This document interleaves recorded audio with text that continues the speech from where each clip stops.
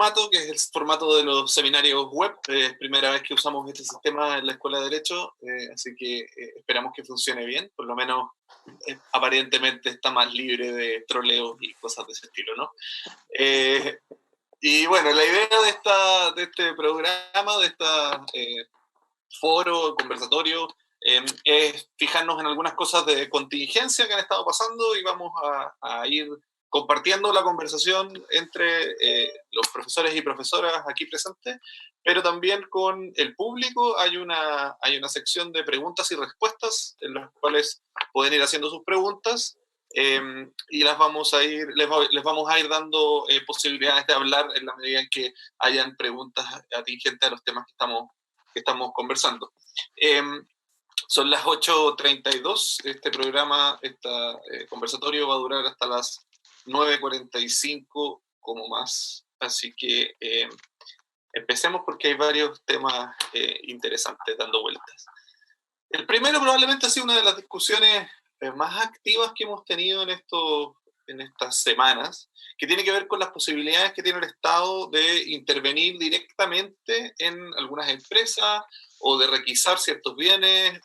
Y la semana pasada conversábamos, y el profesor Cordero se refirió largamente a esto, que el Código Sanitario le da ciertas extraordinarias capacidades, posibilidades a la administración para hacer este tipo de actos. Y esta semana ya hemos visto al menos dos que son interesantes. Primero, una fijación y enajenación forzada o requisación de vacunas, donde se fija el precio y se le dice tiene que vendérselas al Estado a ese precio.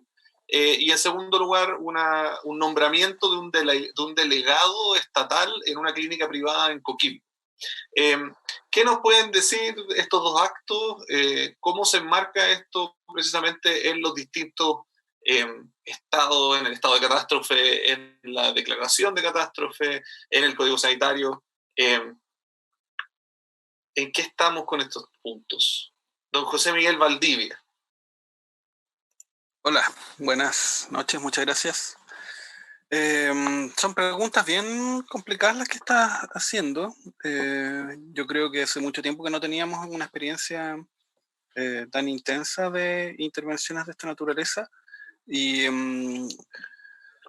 la manera como el gobierno, como la administración actual está enfrentándolo también no resulta completamente clara, ¿no?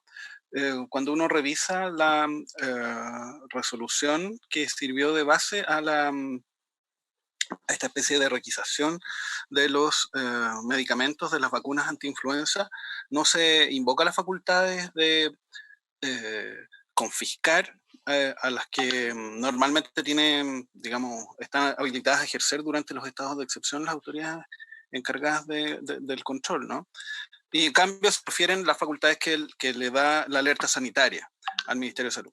Pero yo entiendo que independiente de cuál sea el marco normativo puntual, la medida que estamos en presencia, digamos, en particular aquí, es una requisición, ¿no?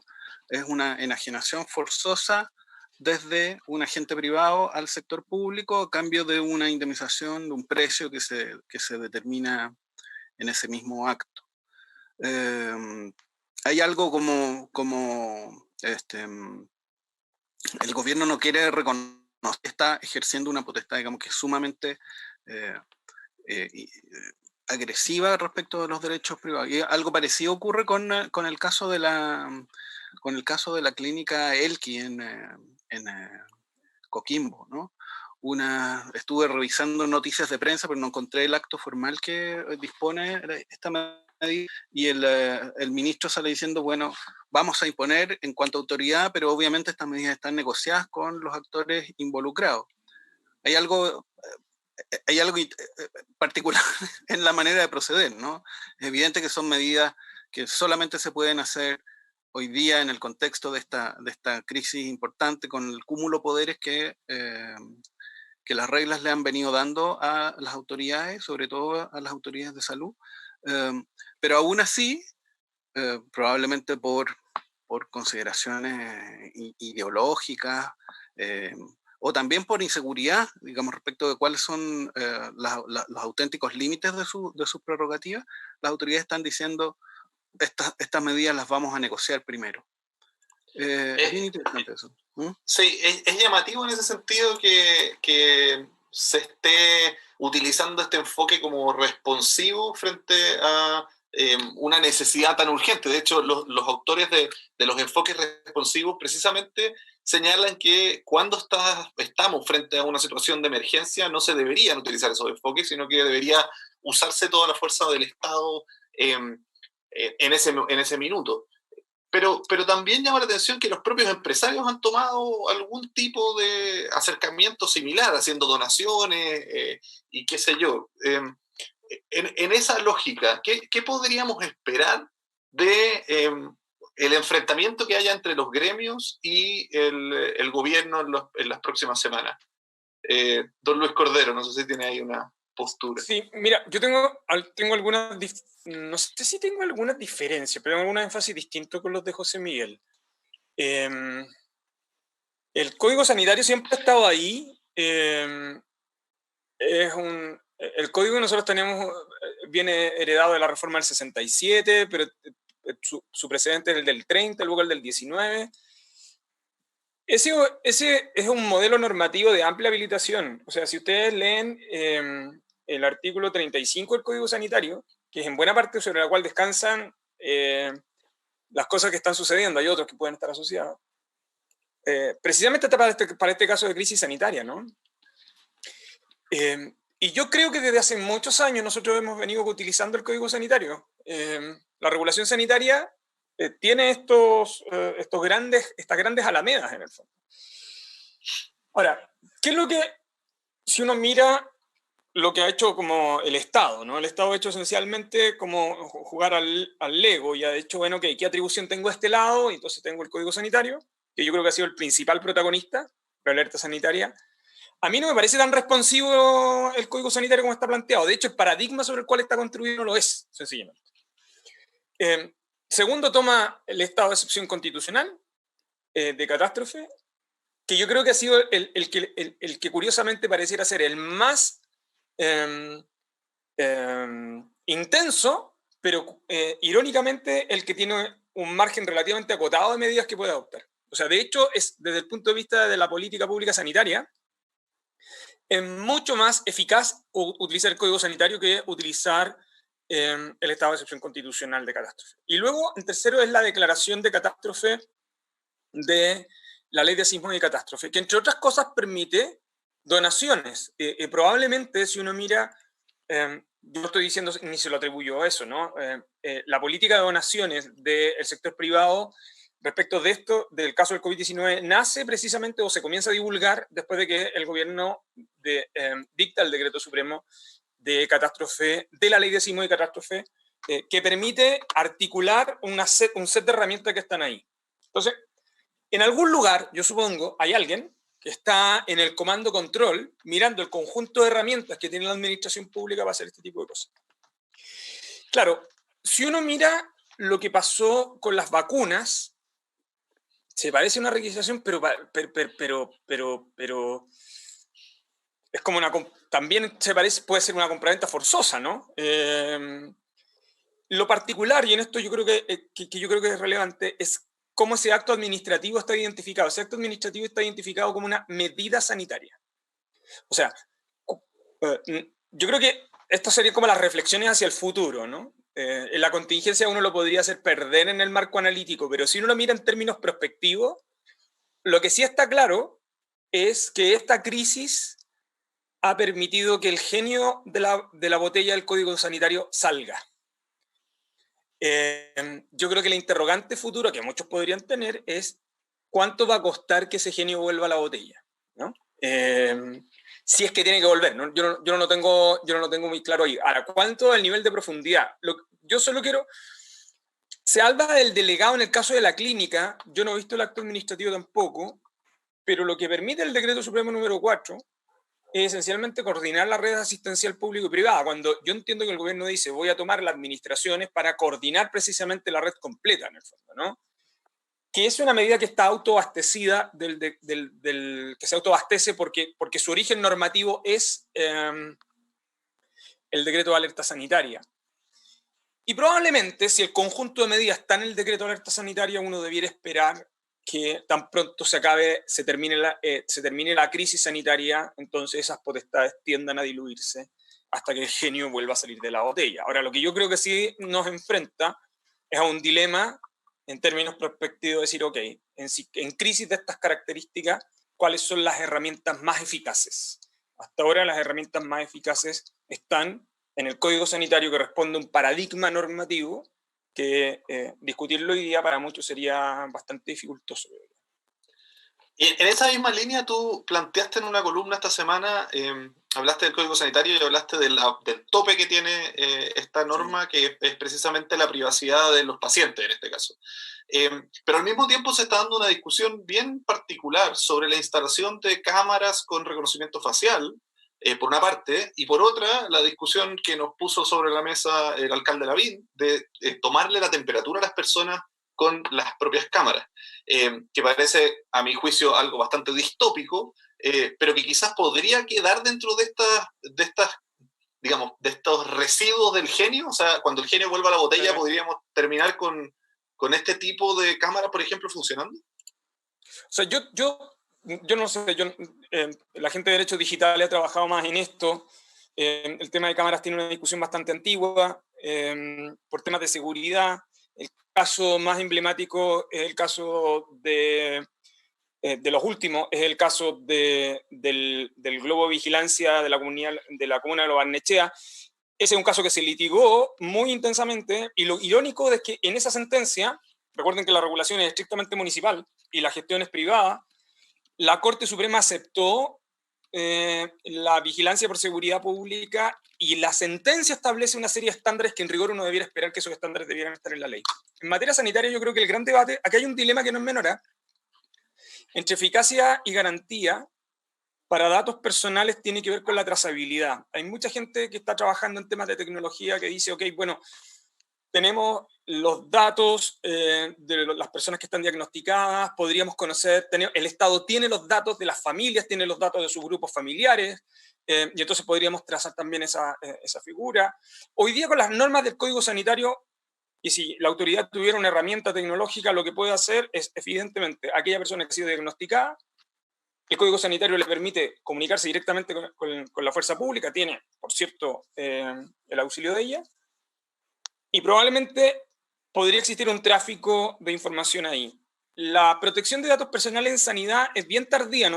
Por un lado, a finales de los 90 con la ley de datos personales y después con la ley de derechos y deberes del paciente sobre la ficha clínica.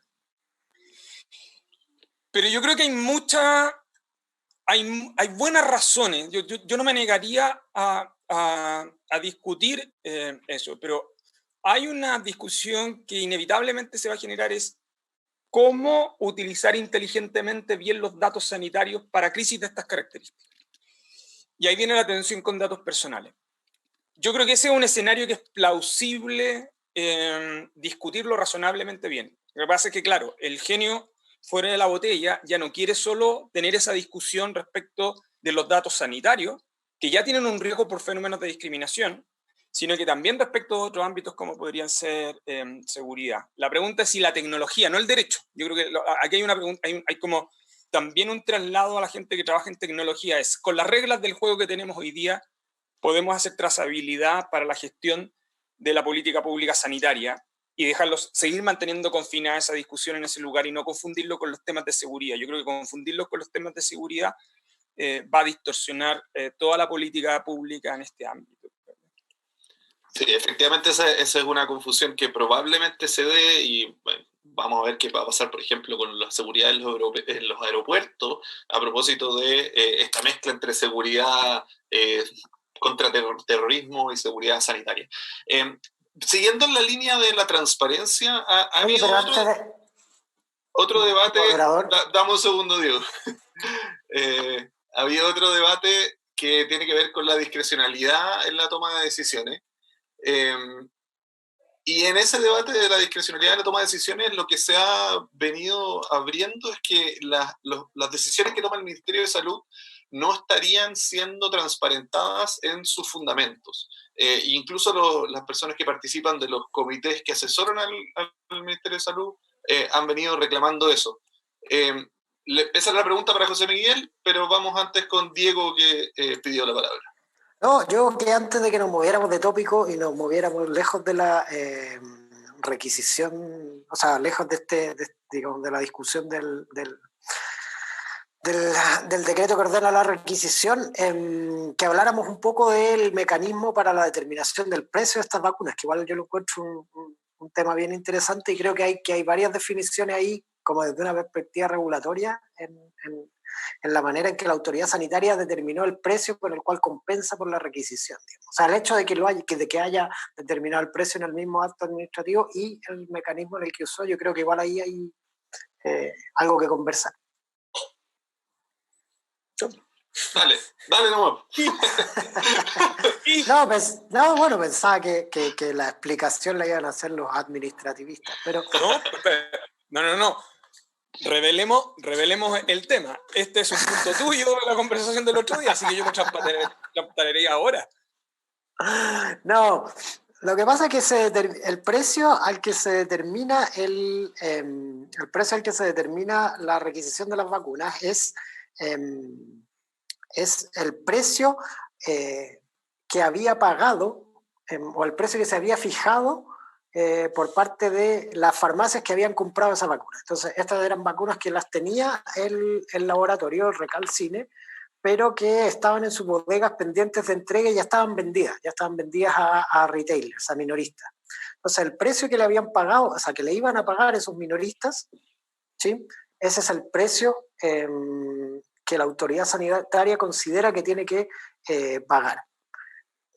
Hay varias cosas que encuentro interesantes. Primero, en la autoridad sanitaria no se hace la pregunta de si eso es lo único que está en juego, digamos, en el comercio minorista, y lo acabamos de ver en el fallo en los supermercados, no sé si vamos a alcanzar a hablar algo de eso, pero el costo de venta del insumo, o sea, el costo de venta de la vacuna es una de las varios ítems que se incorporan en digamos, en la relación entre mayorista y minorista. Digamos, estoy pensando, yo no sé si el laboratorio pagaba como por rappel, por posicionamiento, incentivos por venta, puede haber un montón de otros pagos y rebates que están asociados a la venta de este medicamento y que no sé si existen, si no existen, si se van a aplicar igual, digamos, o si, digamos, ese es un tema del que se va a hacer cargo digamos, de que se va a hacer cargo el laboratorio, o sea, perdón, la autoridad sanitaria. Lo que quiero decir es que con el hecho de pagar el precio de adquisición que el minorista había acordado pagarle, yo no estoy tan seguro de que quede indemne, ¿sí? No estoy tan seguro de que quede indemne y que sea exactamente igual a la situación que hubiera ocurrido de no mediar la requisición sanitaria, por un lado. Y por otro, encuentro interesante que no haya ningún intento por aproximarse a los posibles costos. Digamos, otra alternativa es que la autoridad sanitaria hubiera dicho, ¿sabe qué? Digamos, yo le voy a pagar el costo de producción de la vacuna. En lugar del precio al cual ya la había vendido. O sea, en la idea de pagar ese precio pareciera haber un intento de dejar indemne al laboratorio, pero no estoy para nada seguro de que lo logre porque hay muy poca discusión respecto de cuál era el mecanismo concreto y la relación comercial que existía entre mayorista y minorista, digamos, entre laboratorio y farmacia. Por un lado. Y por otro, también me llama la atención que no, o sea, que el criterio no haya sido simplemente pagarle el costo al laboratorio, o sea, preocuparse de alguna manera de pagarle su ingreso en vez de simplemente pagarle el costo. El hecho de pagarle su ingreso como si fuera igual al costo es que asume que digamos, ese mercado es competitivo y yo no estoy tan seguro de que eso fuera efectivamente así. Ese era mi tema con el precio. Excelente. Iniciamos una de las funciones de los webinars, que es la de preguntas a los participantes de votaciones, así que pusimos la pregunta si es adecuado fijar el precio de minorista para requisar, y las opciones son no porque no alcanza a cubrir un precio real, no porque debería haberse pagado solo los costos, o sí. Así que aprovechen de votar todos por mientras. Y volvemos al profesor Valdivia, que tenía una pregunta sobre la discrecionalidad del Ministerio de Salud, y además si quiere hacer algún contrapunto con lo que dijo el profesor Cordero o el profesor Pardo. No, a ver, quiero hacer dos puntualizaciones. La primera, respecto del punto que estaba levantando Diego recién. Yo creo que todavía no sabemos nada respecto de esta cuestión. O sea, tengo la sensación de que la resolución que adoptó el Ministerio de Salud hasta el momento es simplemente una especie de marco, reglamentario de lo que viene a continuación, y luego vamos a saber a quién se le... A ver, ¿quién es el sujeto pasivo de esta medida, ¿no? ¿Quién es el sujeto pasivo? Si el sujeto pasivo es Laboratorios Recalcine o son cada una de las farmacias que tenían comprado. Cada una de las farmacias que tenían comprado y que no tenían propiedad sobre eso. No sé si tenían propiedad.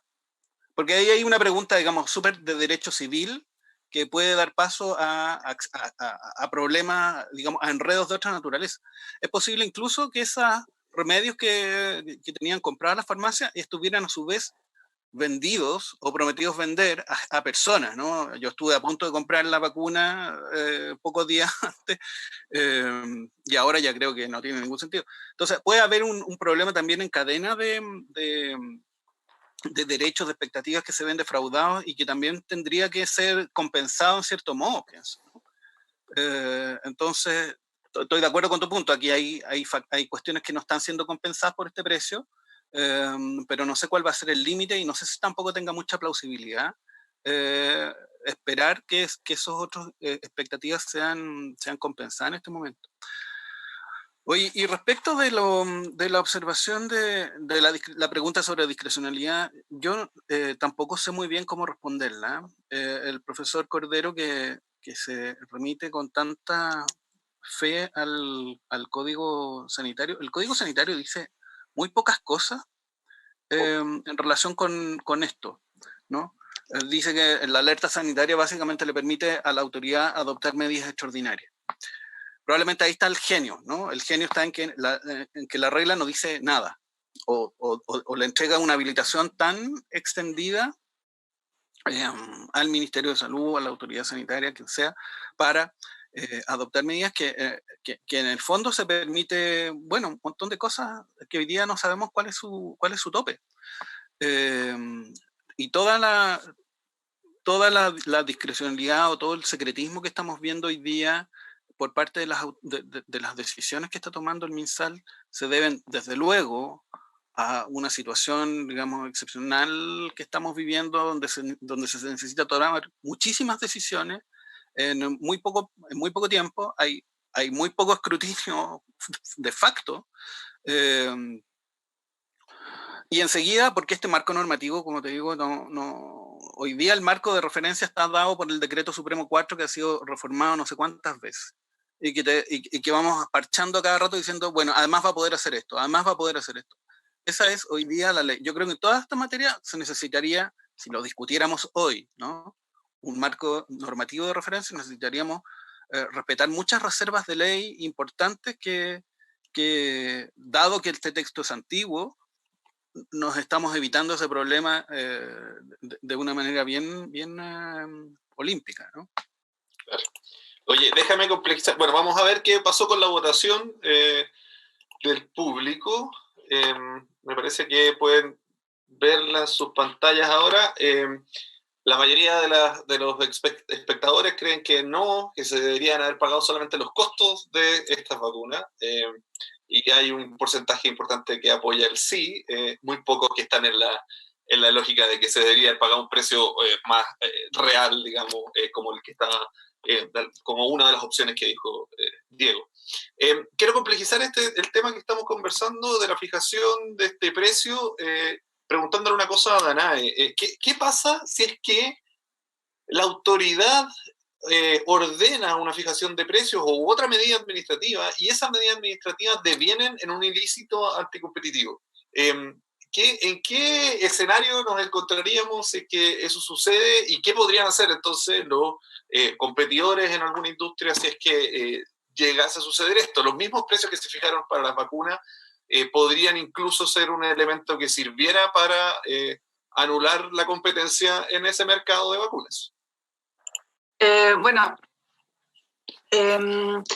a este respecto, en un escenario de normalidad, ya el TLC ha señalado que los actos administrativos, la autoridad pública, sí se encontraría sometido a las reglas de competencia, ¿ya?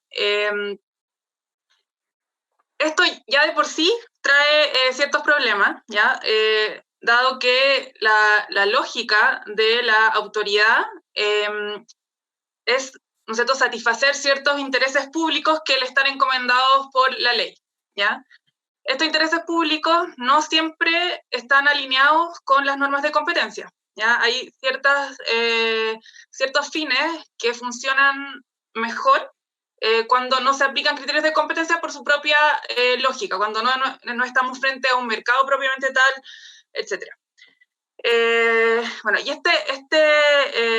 esta aplicación de las normas de competencia, si bien se podría dar en algunos aspectos que se analizaran de una decisión administrativa, por ejemplo, ¿no es cierto?, que la autoridad administrativa necesita, al tomar una decisión, justifica su decisión bajo criterios tiene un cierto rango de discrecionalidad y la ley misma le exige justificarlo, que sea razonable, que sea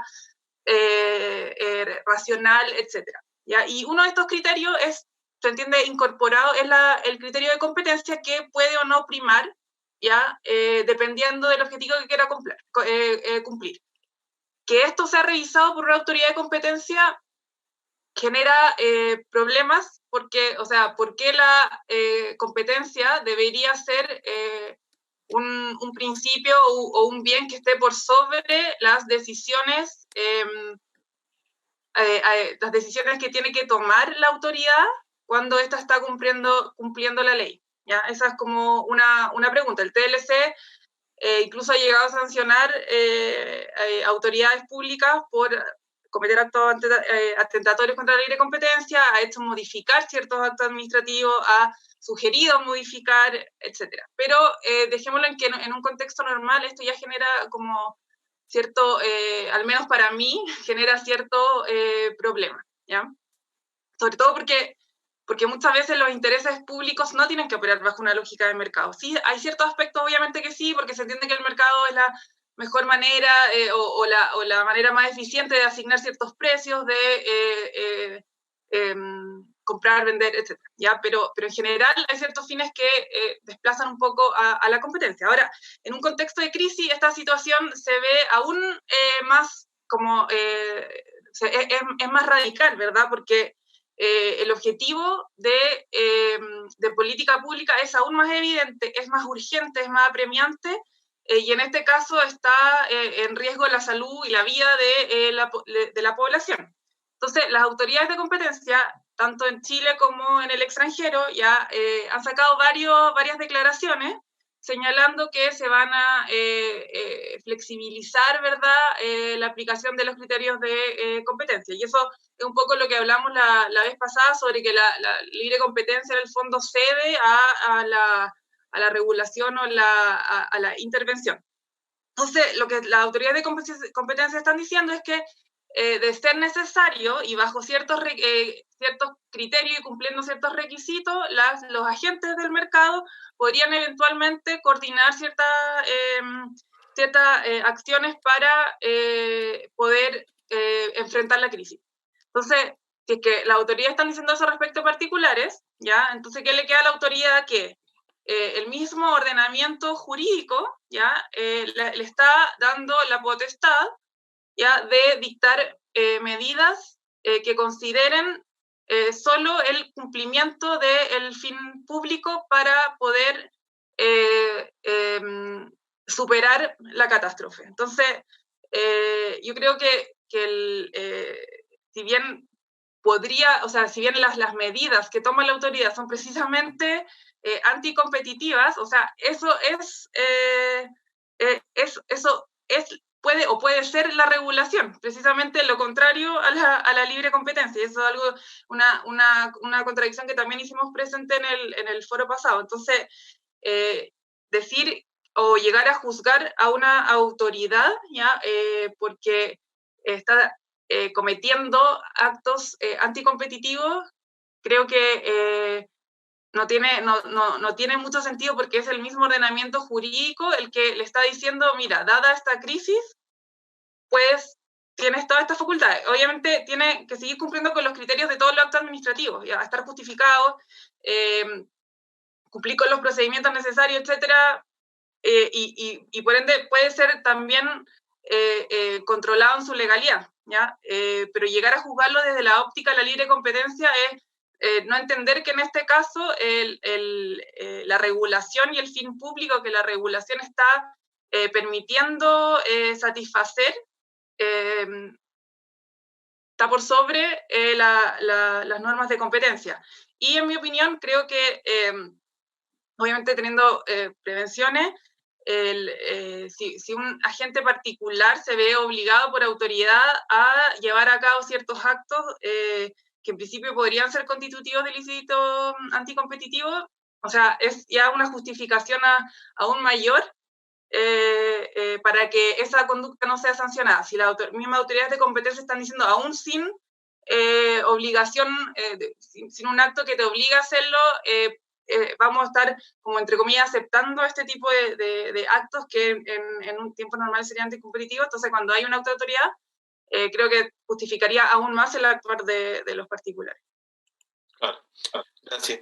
Oye, a mí esta cuestión me hace mucho ruido desde el punto de vista del lugar que ocupa la eficiencia en el ordenamiento jurídico, y esta es una opinión personal, pero me parece que para el Tribunal de Defensa de la Libre Competencia muchas veces la eficiencia, y también en los discursos públicos, muchas veces la eficiencia toma un rol casi supraconstitucional, donde a pesar de no estar nombrada ni siquiera como el bien jurídico que defiende la libre competencia, termina convirtiéndose en la guía máxima con la cual se toman decisiones e incluso se sancionan a autoridades públicas por este tipo de cuestiones. No sé si alguien quiere tomar la palabra sobre ese punto. ¿No? Sus caras me dicen que no, así que vamos al siguiente punto entonces.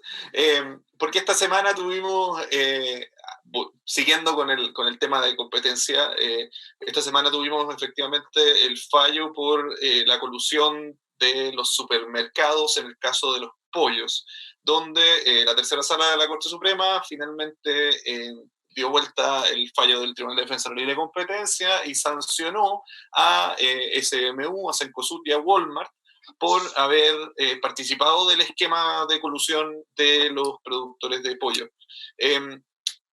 Probablemente hagamos un foro especial sobre este caso en las próximas semanas, porque tiene un montón de cosas interesantes, pero es parte de la contingencia, y quería preguntarle a Catalina Medel si ¿qué cosas le llamaron la atención del fallo? ¿Qué cosas hay que fijarse de esta sentencia? Hola, buenas noches, espero que todos estén bien. Primero quiero precisar a Ezio, no sé si es que la Corte Suprema dio vuelta el fallo del Tribunal de la Libre Competencia, no sé si son las palabras que yo usaría, pero sí modificó las sanciones que se le aplicaron a Cencosud, a SMU, a Walmart, y básicamente dobló las multas, que es una cosa bien interesante porque lo que está haciendo la Corte Suprema es establecer estándares de cómo, que ya lo he hecho en otros fallos y en otras sentencias, cuál es el estándar de sanción hacia las empresas que cometen ilícitos de libre competencia. Y hay otras dos cosas también que llaman mucho la atención del fallo, y tiene que ver con el rol de los programas de cumplimiento en casos como este de colusión, y una solicitud que acogió de las asociaciones de consumidores. Respecto al primero, respecto de los programas de cumplimiento, básicamente lo que hizo la Corte fue establecer un estándar para los programas de cumplimiento en cuanto sirvan como atenuantes, y así solamente van a servir como atenuantes cuando sea un programa que sea completo, que sea real y que sea serio. La Corte consideró que el programa de cumplimiento de Walmart no cumplía con estos criterios y por lo tanto lo desechó como atenuante frente a la sanción. Y también la Corte descartó que un programa de cumplimiento pueda ser usado como eximente de responsabilidad en ilícitos de libre competencia.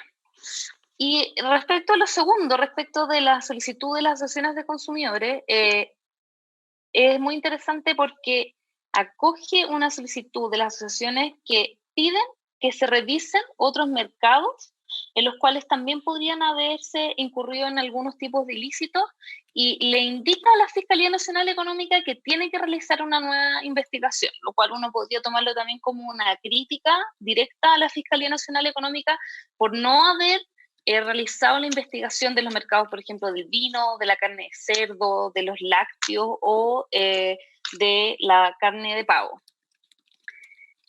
Así, yo creo que, como decía Ezio, como esta sentencia salió ayer, es una sentencia súper importante en materia de colusión, especialmente por el tema de los programas de cumplimiento, y que creo que hay que revisar bien además la forma en que se están imponiendo las sanciones y las diferencias con el Tribunal de la Libre Competencia.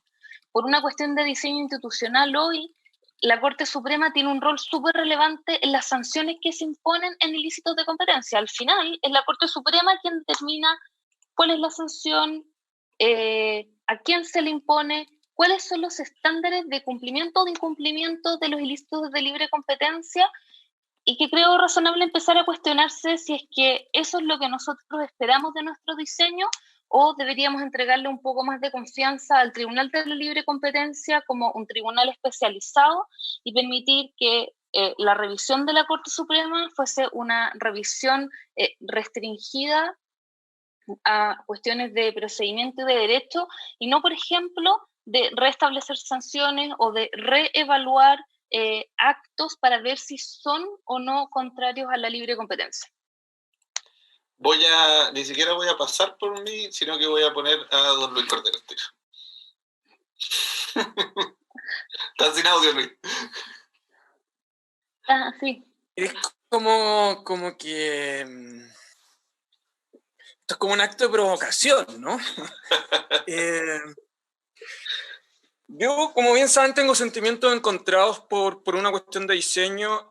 Primero que me quedé con algo de lo que dijo Danae, que lo explicó bastante bien, y me acordé específicamente de algunos fallos de la Suprema. Recuerden que la Suprema considera que cuando la administración ejerce potestad de interés público, no puede ser un infractor a la libre competencia.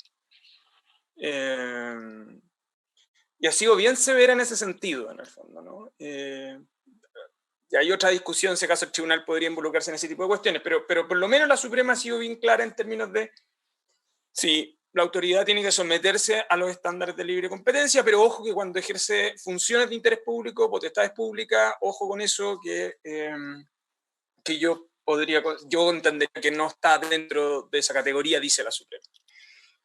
Y la Cata da un punto que es bien clave, porque la relación entre el Tribunal de Libre Competencia y la Suprema no están bien. Y no un problema personal, sino que es un problema estrictamente de diseño institucional, y en eso yo creo que estamos todos de acuerdo. Tenemos tres casos, tenemos el de Cencosud con anterioridad respecto del cumplimiento de condiciones, y veníamos de papeles también, donde la particularidad es que la Corte no solo le ha enviado mensajes al tribunal, sino que también se los ha enviado a la Fiscalía Nacional Económica. La pregunta es, ¿cuánto tiene que ver con la regla? ¿Cuánto tiene que ver con el diseño institucional? Y yo creo que efectivamente hay algo, o sea, tenemos un problema en el diseño institucional bien serio. O sea,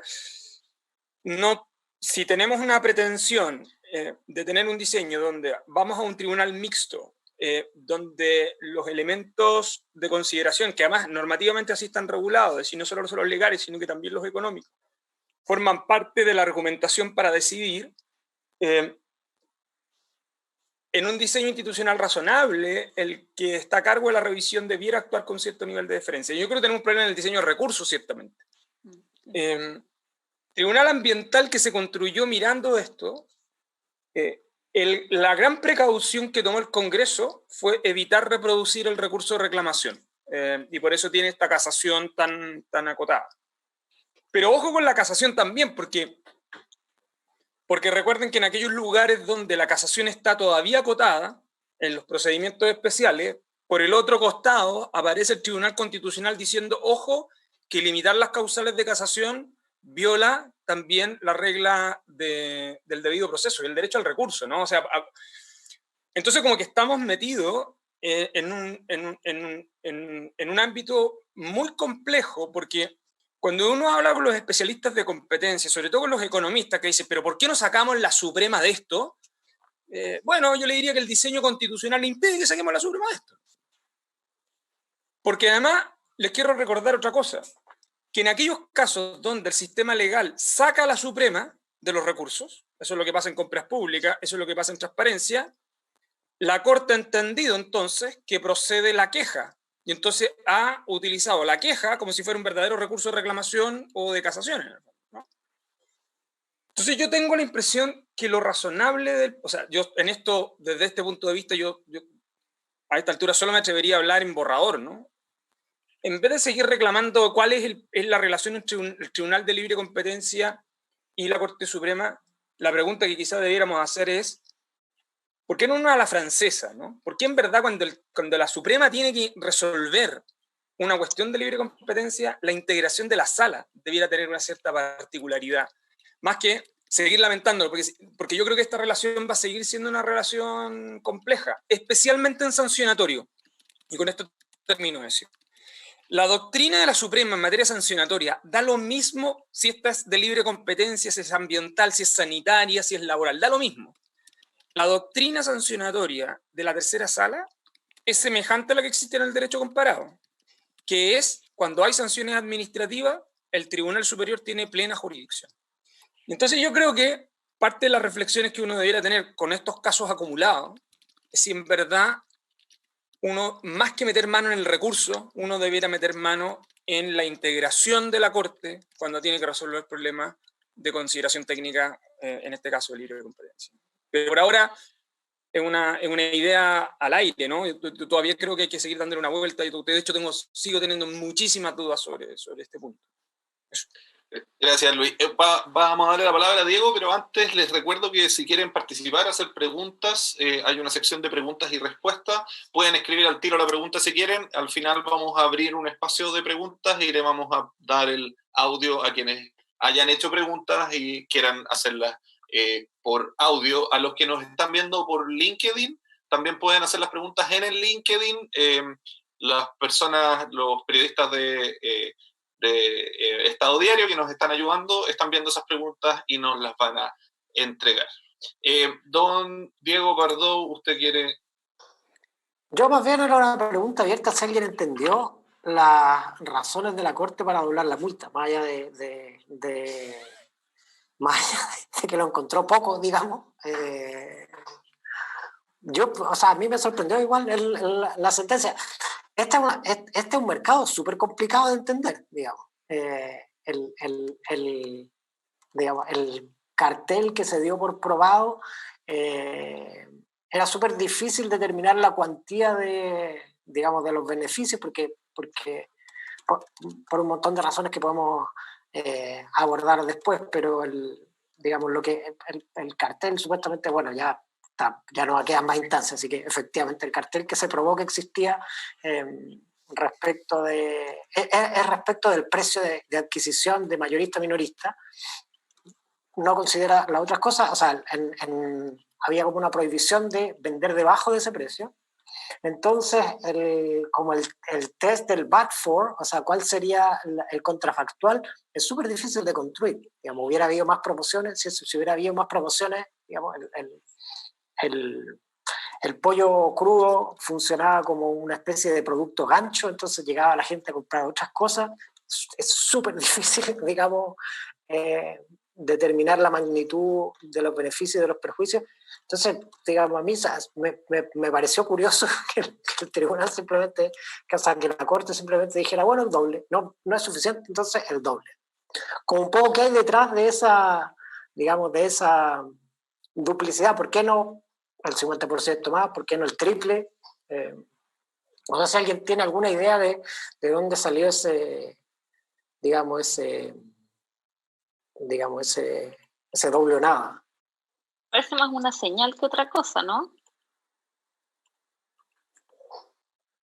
Sí, pero igual a mí me resulta curioso por qué un doble, ¿no? Un triple, digamos, no sé. No sé de dónde salió, me inquieta como no puedo encontrar explicación para el 2 por.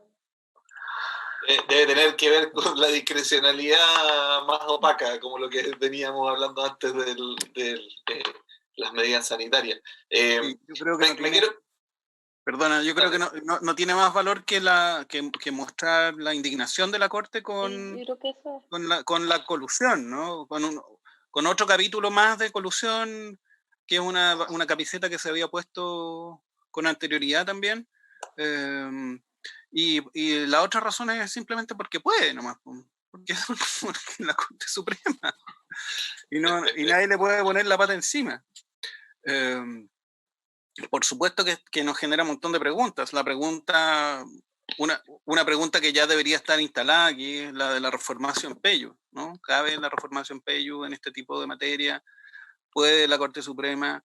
Pero lo ha hecho en otras ocasiones y el marco, yo creo que sin duda que la observación de Lucho tiene mucho sentido. Digamos, la conformación de la sala es relevante, pero yo creo que también el carácter, digamos, ambiguo, equívoco, no sé cómo llamarlo, de la reclamación que no tiene regla, es algo que permite, digamos, que en este escenario, con recursos que vienen de un lado y del otro, la Corte diga, ¿sabes qué más? Yo voy a ponerme en los mismos zapatos que el regulador sectorial y voy a poner la multa que quiero.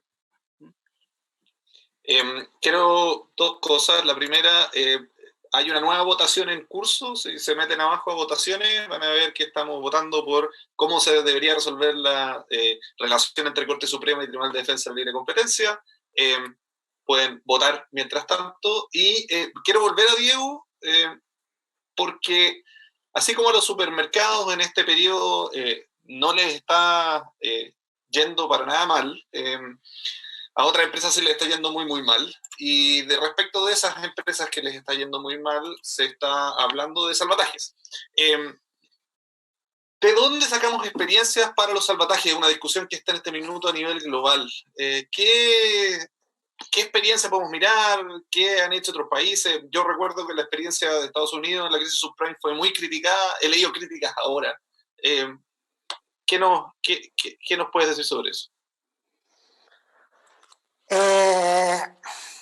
Efectivamente, digamos, la experiencia en Estados Unidos con la crisis subprime es como el referente inicial, para bien y para mal, ¿sí? De alguna manera, lo que la gente, o sea, como uno piensa que hay un solo programa de rescate de empresas en la crisis subprime en Estados Unidos, y en verdad hay dos, o si se quiere, tres.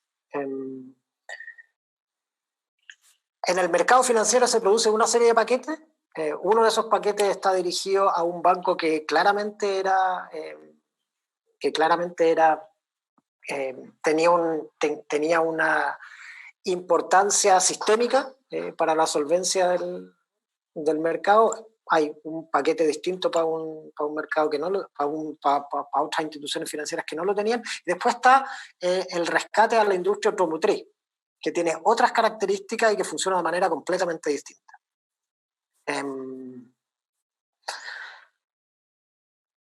Es importante separar ambas cosas porque lo que se está discutiendo hoy en Chile no es precisamente el rescate de bancos o empresas financieras, sino el rescate de empresas productivas. El rescate de empresas financieras lo hablamos en el otro foro, es harina de otro costal, porque es parte de alguna manera de las reglas del juego regulatorio. Si uno abre una ley general de bancos de cualquier parte del mundo, tiene un capítulo que se llama resolución bancaria, que se trata de cómo los bancos no quiebran, ¿sí? Porque en general ningún país deja quebrar a sus bancos, porque tiene una importancia sistémica y el sistema de pagos no funciona cuando no hay bancos. Entonces, o si los bancos quiebran, y digamos, el que quiebre un banco puede llevar una corrida bancaria en otro. Entonces es muy usual que ningún país del mundo deje quebrar un banco. Y como no lo dejan quebrar, entonces tienen unas reglas especiales para hacerse cargo de ese problema. Las empresas productivas es un mundo completamente distinto, porque no está tan claro que sea un problema sistémico. Chile podría sobrevivir sin la Chile. Es probable, digamos. No es tan claro que podríamos sobrevivir sin banco. Quizás pasaría algo con la sociedad más grave que el caso. Tratándose de la Chile, que es como el caso emblema de las posibilidades de rescate financiero, el tema está centrado en si los costos sociales de la quiebra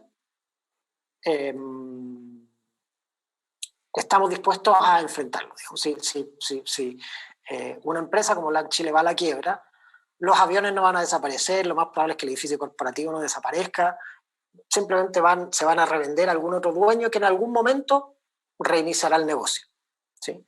Pero en ese tiempo intermedio va a haber costos sociales, va a haber desempleo, va a haber un corte en ciertas cadenas de suministro porque es una empresa de transporte. Entonces, esos costos sociales son importantes y eventualmente los países pueden estar dispuestos a no querer absorber lo que es lo que pasó con la crisis de la industria automotriz en Estados Unidos. No querían absorber el costo social de perder todos esos puestos de trabajo en el sector industrial, que además estaban localizados en un sector que ya estaba, digamos, muy deprimido en términos de desempleo, entonces podía significar de alguna manera una crisis social importante. Ahora, al mismo tiempo que uno quiere hacerse cargo de la posibilidad de un rescate financiero permite mitigar ese riesgo social, también quieres hacerte cargo del riesgo moral que estás generando, ¿sí? Por eso no es buena la analogía de los bancos, porque todos los que tienen un banco saben que no van a quebrar, es parte de las reglas del juego, pero las personas que tienen una empresa productiva, la quiebra es una posibilidad, ¿sí?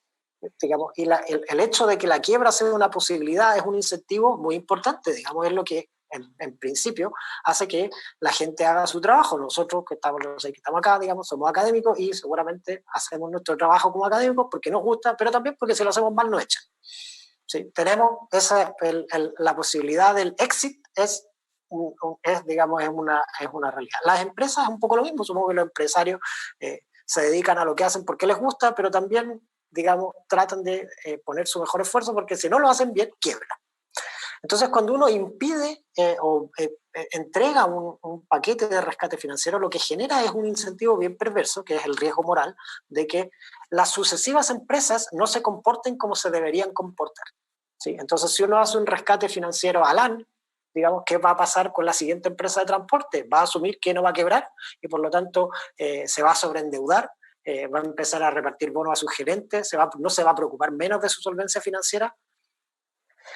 Entonces, lo que muestra la experiencia norteamericana y en particular la experiencia con la industria automotriz es que uno puede tratar de hacer las dos cosas, ¿sí? Uno puede tratar de entregar un rescate financiero para evitar las externalidades sociales de una quiebra, pero al mismo tiempo tiene que establecer un mecanismo para corregir el riesgo moral que también está generando, digamos, al no permitir la quiebra. Y digamos, el principal mecanismo para eso es gatillar un cambio en la administración. O sea, lo que no puede pasar es que quienes llevan una empresa a una situación de tener que ser rescatada por el Estado después sigan a cargo de la administración de la empresa. Lo que tiene que ocurrir es, en Estados Unidos se produjo el despido masivo del top management, de la gerencia principal, porque esa es la estructura que tienen de gobierno corporativo. El equivalente aquí tendría que ser un cambio en la estructura de control. Entonces, para redondear y no seguirme alargando, lo que nos deja la experiencia de los rescates financieros de la crisis subprime, en particular la que es más atingente a la discusión que tenemos ahora, que es la quiebra de empresas productivas, es que los rescates financieros pueden ser una buena herramienta para hacer frente a las externalidades sociales, pero también tiene que haber otras herramientas regulatorias que restablezcan o que corrijan el riesgo moral que se genera al no permitir la quiebra como una herramienta que disciplina los incentivos de las empresas. Vamos, gracias Diego. Nos quedan 20 minutos. Vamos a tratar de compartir ahora algunas preguntas del público. Bueno, primero los resultados de la votación sobre qué hacemos con el Tribunal de Defensa de la Libre Competencia y la Corte Suprema. Impresionantemente, el profesor Cordero se lleva todos los votos. Con un 52% la gente cree que la Corte Suprema debería tener una integración especial en estos casos. Y eso me lleva a una pregunta que hizo en el chat don Lucas Chávez, que ¿se está acá? No está acá. Lucas Chávez le pregunta al profesor Cordero si podría explicar con mayor profundidad por qué la conformación de la sala de la Corte Suprema podría tener tanta relevancia en el resultado de un fallo como esto, digamos, de libre competencia. A ver, primero hay una cosa de diseño, ¿no? La integración es determinante en los asuntos. De hecho, hoy día con la conformación que tenemos no es lo mismo tener una sala titular que una sala con abogados integrantes. No es lo mismo tener un modelo de abogados integrantes general que tener abogados integrantes especializados. El problema que tenemos es que tenemos ministros titulares de la Corte, que como la Corte tiene funciones de gobierno judicial, entonces tienen una alta rotación, no obstante ser titulares en su sala. Primero yo diría, tenemos un problema porque la Corte tiene salas especializadas, que no es lo mismo que tener jueces especializados. Nosotros tenemos un problema, la especialización de salas es un problema de distribución de causas en la Corte Suprema. No es que los jueces que estén ahí sean especialistas, hay un tema de autoselección para ingresar a cada una de las salas, pero yo creo que desde el 97, que nosotros tenemos el modelo, un poquito antes, que tenemos el modelo de salas especializadas, son distribución de salas que no es lo mismo que tener jueces especialistas. Eso combinado con gobierno judicial, estoy hablando desde lo general muy rápido, nos lleva a la conclusión de que la actual integración ya tiene un problema. Entonces, lo primero que uno tiene que hacer es sincerarse que quiere especializar o no las salas de verdad. Eso es reestructurar la Suprema como está. Recordar que hace poco más de 10 años estuvo en Chile Frédéric Jenny, que era el ministro letrado en la Corte de Casación francesa, para integrar en los temas de libre competencia, que es economista en el fondo, ¿no? Entonces, yo lo único que digo es, mira, si seguimos reclamando, o si seguimos diciendo, no, es que la Corte Suprema se sobrepasa, no, es que la verdad es que el recurso está mal estructurado, yo le diría, es la Corte Suprema que tenemos, es la Corte que tiene reconocida la identidad que tiene, y en segundo lugar, la Corte Suprema cada vez, en el modelo que nosotros tenemos hoy día, cada vez que nosotros hemos querido recortar o limitar su potestad en recursos, la Corte siempre ha buscado el camino para poder tener pleno conocimiento de eso. Si eso es así, pareciera que inevitable que si tenemos un recurso de reclamación amplio, entonces la simetría natural sea que sala especializada para asuntos de libre competencia tenga una representación, no equivalente, pero una representación en su sala. Y eso significaría reconocer que para determinado tipo de asuntos debe integrar la sala que resuelve las reclamaciones de libre competencia un ministro que tiene la condición de especialista en economía, ¿no? Un economista. Alguien me va a decir, pero esto es una locura, pero sorry, por favor, en la justicia militar tenemos un integrante adicional por justicia militar, ¿no? Esto es bastante menos, me parece que es bastante más razonable que el modelo de corte conformada en justicia militar. Eso. Gracias, Luis. Vamos a darle la palabra a Benjamín González, que tiene una pregunta. Benjamín, estás con la palabra ahora. ¿Aló? ¿Se escucha bien? Se escucha bien. Ya. Leyendo el fallo, ayer me llamó la atención un tema que, si bien la Corte Suprema señala explícitamente que va a doblar las multas, que señala el TDLC, si uno se va al fallo del Tribunal de Defensa de la Libre Competencia, ve que a Walmart los multaron por 4.743 UTA, ¿cierto? Pero si uno va a la parte final del fallo de la Corte Suprema, ve que a Walmart finalmente lo multan por 11.160 UTA. Yo no soy matemático, pero 4.743 por 2 no es 11.160, sino que 9.486. Y por eso tengo dos preguntas. ¿Procedería recurso de aclaración y enmienda en este caso ante la Corte Suprema? Y en caso de que la Corte Suprema niegue ese recurso de aclaración y enmienda, eso querría decir implícitamente que realmente la reducción de multa de Walmart no iba. No sé si me están entendiendo la pregunta.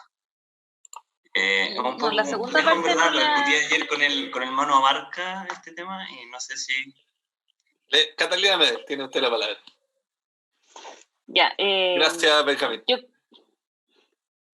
Yo creo, Benjamín, que en el caso de Walmart no lo doblaron, sino que aumentaron bastante más la multa, y tiene que ver con que la Corte consideró que el programa de cumplimiento no era un atenuante.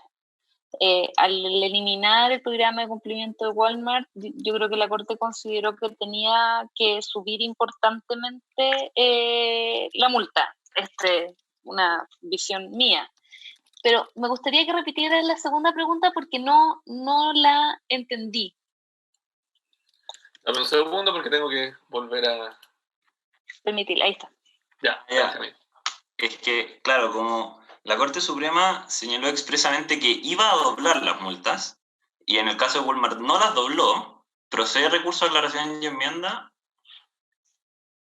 ¿Pero qué vas a pedir que se aclare o que se enmienda? Sí, Que decir, yo creo que la Corte... es como $1 millón la diferencia de multa, entonces... No, yo sé, pero no es menor. No es que uno se encuentre $1 millón tirado en la calle, pero ¿qué es lo que vas a pedir con la aclaración de enmienda?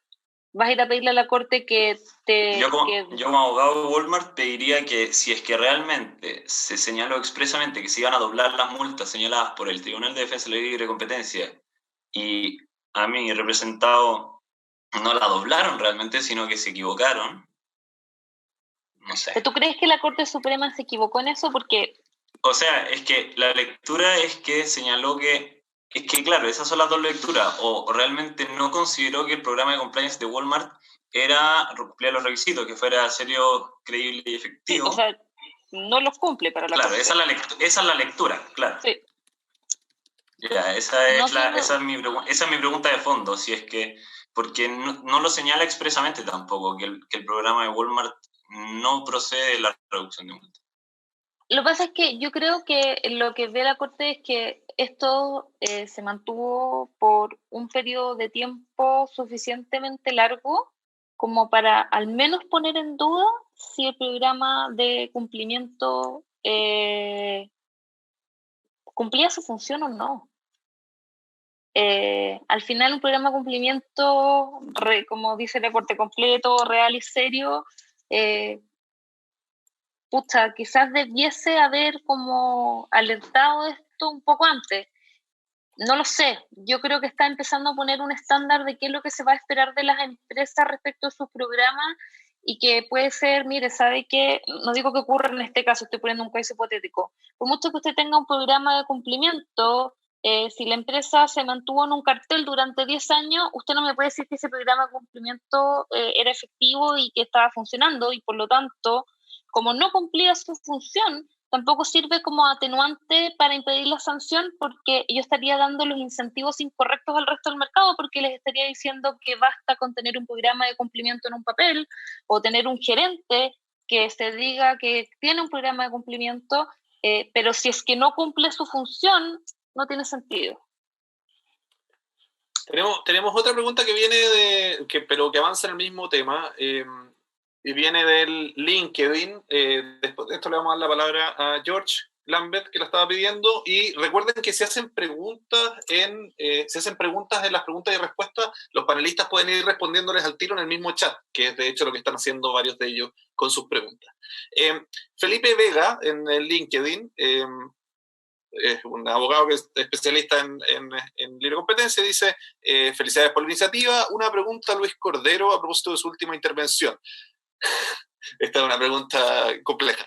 ¿Cuál es su parecer sobre la tesis sostenida por el actual ministro Javier Tapia y el antiguo ministro Jaime Arancibia en torno a que en esta clase de procedimientos debe superarse la noción de jus puniendi y ser reemplazada por la de jus corrigiendi? Si es que tiene alguna postura sobre eso, profesor Cordero. Tengo conflictos de interés porque yo tengo un artículo publicado con el profesor Tapia sobre diseños institucionales. Sí.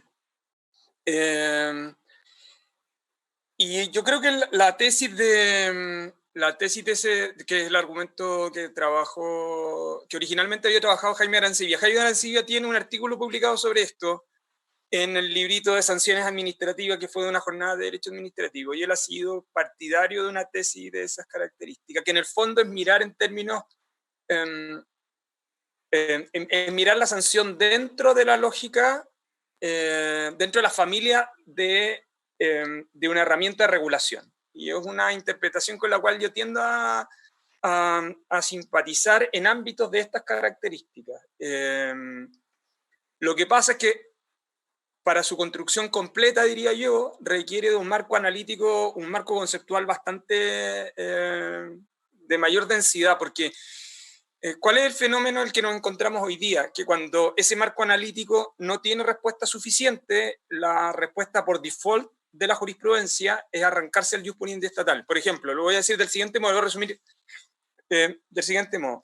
La Corte Suprema es de la tesis que no se aplican los principios del orden penal en materia administrativa. Entonces, ya ha sido insistente en eso, y yo creo que Pierri clavó esa bandera y logró que la tercera sala se moviera hacia allá, etc. Pero cada vez que la Corte no encuentra un argumento o una categoría analítica, vuelve sobre si existe un jus puniendi estatal, aunque es distinto. Ya ni siquiera es matizado, aunque es distinto. Entonces, ahí uno no le podía pedir más que lo que estaba ahí, pero ahí yo creo que todavía hay una densidad teórica que uno tiene que seguir trabajando. Yo creo que es un buen camino analítico, creo yo, pero si no lo tenemos vamos a ir cayendo en el debate del jus puniendi, que es como el mono de paja que tenemos ahí para todo este tipo de temas. Vamos con la que probablemente sea la última pregunta, porque nos quedan 5 minutos. Don George Lambert, desde California. Sí, señor. ¿Me escuchan? Lo escuchamos. Muchas gracias. Bueno, agradecido por la presentación de nuevo. Esta es una pregunta, está referida un poco a la posibilidad, ¿cómo evalúan ustedes, los panelistas, la posibilidad de la modificación y suspensión en los contratos de los consumidores? Estoy pensando un poco en el contexto de cómo está compuesta la deuda de los consumidores o la composición de la deuda de los hogares y parte importante de esa deuda, uno diría, digamos, parte significativa, la mayoría parte de esa deuda está compuesta por pagos mensuales de cuestiones que eventualmente podría la autoridad abrir la puerta, digamos, para suspender el cobro o la suspensión temporal del pago en condiciones más o menos similares, digo, no con tasas de interés, pero en las mismas condiciones en las que están ahora. Prohibiciones de declaración de mora, por ejemplo, cuestiones de ese estilo, porque siento, o sea, tengo la impresión de que los acreedores van a estar en una posición mejor para acceder a liquidez en la medida de que el Banco Central pueda ser mucho más agresivo en el tipo de medida. Entonces, la pregunta es un poco ahí desde la perspectiva como de la acción administrativa, si es posible, ven alguna alternativa en que la autoridad pueda decretar algún tipo de modificación a nivel de contrato. Y yo sé que esto es una cuestión que choca mucho con la tradición de derecho privado chilena, pero quiero ver, digamos, qué es lo que piensan ustedes de eso. Y esa es la primera pregunta, y la otra muy rápida o pseudo comentario que tiene que ver un poco también con el diseño institucional, interacción de Corte Suprema, Tribunal de Libre Competencia y Fiscalía Nacional Económica. Me parece que es muy significativo el hecho de que la Corte Suprema haya básicamente dicho a la Fiscalía Nacional Económica: usted no hizo bien el trabajo respecto de la cantidad de las conductas y de los imputados, Y el punto acá tiene que ver con en la medida que el Tribunal de la Defensa de la Libre Competencia esté separado, o sea, de que la sanción administrativa esté separada orgánicamente del persecutor administrativo, se van a generar, y más encima esté sometido a supervigilancia de la Corte Suprema, se van a generar eternamente, digamos, problemas de diseño institucional. Entonces quiero saber si en la medida si eliminar el Tribunal de Defensa de la Libre Competencia, internalizar al modo de la Comisión del Mercado de Valores y dejar algún tipo de revisión que quede entregada a una jurisprudencia posterior puede ser otra alternativa. Es imposible esta alternativa, pero lo pregunto igual, digamos. Gracias, George. Muchas gracias. La primera parte de la pregunta, ¿quién la quiere tomar? Yo voto por José Miguel Valdivia, pero no sé. Tienes que sacar el tallaje en mute. Sigue sin audio. Que me siento el más apropiado, el más en mejores condiciones para hacer esta respuesta, digamos. Bueno, puede ser alguien más. ¿Nadie quiere tomar la pregunta sobre los servicios básicos? Yo puedo contestarla. O sea, de ley de referenda se puede hacer todo, digamos, una regulación de emergencia efectivamente lo podría hacer. Entiendo que hay una propuesta de postergar el pago de algunos servicios básicos. Yo creo que la pregunta de George se refiere más bien a las deudas, digamos, a las deudas comerciales que mantienen muchos consumidores, y si se pueden posponer. El punto es, o sea, el punto es, yo creo que si tú simplemente dejas un espacio entre medio y alargas la vida del crédito para después, yo creo que el texto constitucional de proporcionalidad sería básicamente, digamos, qué tipo de interés y qué reajustabilidad le das para el plazo adicional del crédito, pero yo no le veo un mayor problema de constitucionalidad a esa parte en la medida que el crédito simplemente le agregues un par de meses al final con algún, digamos, interés adicional por los meses adicionales que estás agregando. Si simplemente te comes cuotas de los créditos y las condonas directamente, eso suena bastante a una expropiación.